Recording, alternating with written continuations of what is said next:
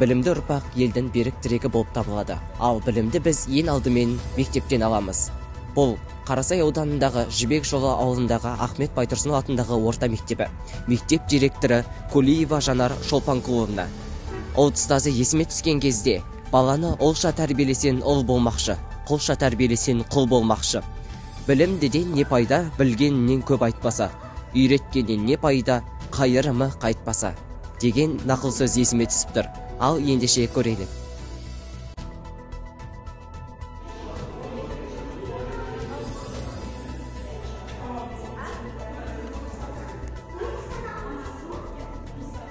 Мерейі үстем, мақсаты айқын, еліміздің тірегі әрқашан егемендік болмақ. Адам баласы жаралғалы бері еркіндікті, теңдікті, бостандықты аңсап келген болатын. Ол біздің тілімізбен жиделі байсын, асан қайғыны жел маяға мініп, шарқ ұрып іздеген жер иығы болып табылады.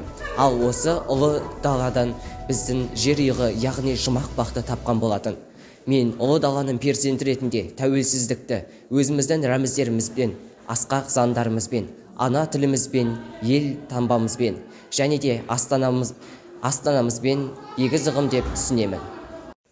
Дени Дендро айтпақшы, кітап оқуды қойған адам ойлануды да қояды деп айтқан бекер емес деп ойлаймын.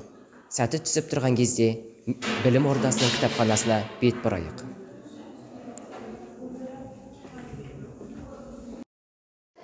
Дәл қазір кітапханаға кіріп, Венера Нұржановамен сұхбаттасатын боламыз.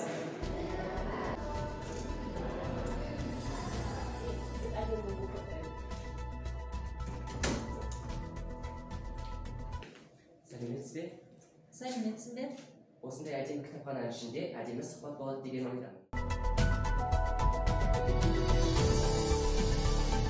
Алғашқы сұрағымыз, кітапхана саласына қалай келдіңіз? Алғашқы рет кітапхана саласына 2007 жылы Қазақ орта мектебіне кітапханашы болып жас маман болып келгенмін. Содан бері 16 жылдан бері осы кітапхана іргесінде жұмыс істеп келемін. Осы мектеп ашылғалы кітапханашы екенсіз. Алғашқы кітаптардан қазіргі кітап қорында қандай өзгешелік бар? Алғашқы кітапханадан, оқулықтардан, әдебиеттерден ерекшеліктер, жаңа технология, жаңа білімге аяқ басу үстіндеміз. Сондықтан біздің кітапханамызда өте көп өзгерістер көп. Жаңа технологияға келсек, қазіргі кітаптарын QR код арқылы көптеген кітаптарды, әдебиеттерді телефон арқылы, смартфон арқылы оқып жатырмыз. Солардың бірі біздің кітапханамызда 54 дана QR код арқылы оқылатын әдебиет. Мобильді QR кітапханамызда 54 кітап орналасқан. Әдебиет. Енді оқушылар қараңыздар, QR штрих код арқылы біз осы әдебиетті смартфонға жүктеу арқылы оқи аламыз. Мысалы, QR-ды ашып, кәне. Жақындатамыз QR штрих кодқа. Сол арқылы Абай жолының 3-ші томын сен оқи аласың. Біздің кез келген кітабымызды өзінің орнатпа орнына салып, мына кітаптың орнына әртүрлі кітаптарды салып, QR-ды ауыстырып отырамыз. Апта сайын бұл әр мезгілге сай кітаптарымыз ауысып отырады. Және де біздің QR технологиямен бірге, және де оқушылар, бізде QR кітапханамен басқа мынадай халық ауыз ертегілері, билер, сөздер, нақыл сөздер, даналық әліппесі деген кітаптарымыз кітапхана қорына орналасқан. Бұның ерекшелігі мына қарандашында. Себебі халық ертегісі. Міне, осындай қарандаш арқылы өзі сөйлеп тұрады. Және де сіздерге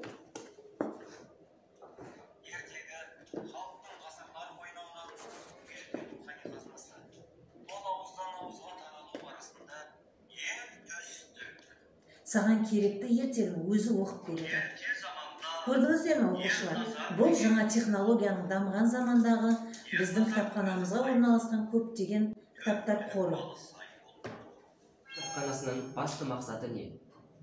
Мектеп кітапханасының басты мақсаты оқырмандарымызға әдебиеттерден, әртүрлі әдебиеттерден сусындатып білімдерін нығайту мақсатында Қасым-Жомарт Кемелұлы Тоқаевтың 2022 жылы шыққан оқуға құштар мектеп бағдарламасы бойынша ұстаздарды, оқушыларды және ата-аналарды кітапханаға баулу мақсатында көптеген іс-шаралар өткізіліп жатыр.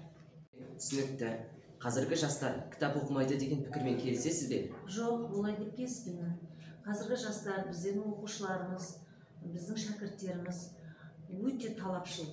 Кітапханаға келіп, электронды оқулықтарды, QR кітап оқулықтарды және көптеген қазіргі заман талабына сай әдебиеттерді сұрайды.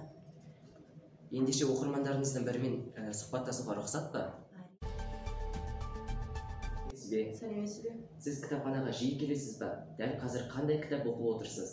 Әрине жиі келемін. Дәл қазір қазақтың ұлы ақыны Абайдың өлеңдерін оқып отырмын. Ендеше бір өлеңін тарту ете аласыз ба? Әрине. Өлең сөздің патшасы, сөз сарасы. Өлең сөздің патшасы, сөз сарасы. Қиыннан қиыстырар ер данасы. Тілге жеңіл, жүрекке жылы тептегі шымыр келер айналасы. Керемет, оқуыңызға сәттілік. Аңызға рахмет Венера Тілекбаевна. Ісіңізге сәттілік. Рахмет өзіңе де. Еркін елде өскен ұрпақтың әрқашан рухы биік болуы хақ. Олардың жастардың жалынды, намысты болса,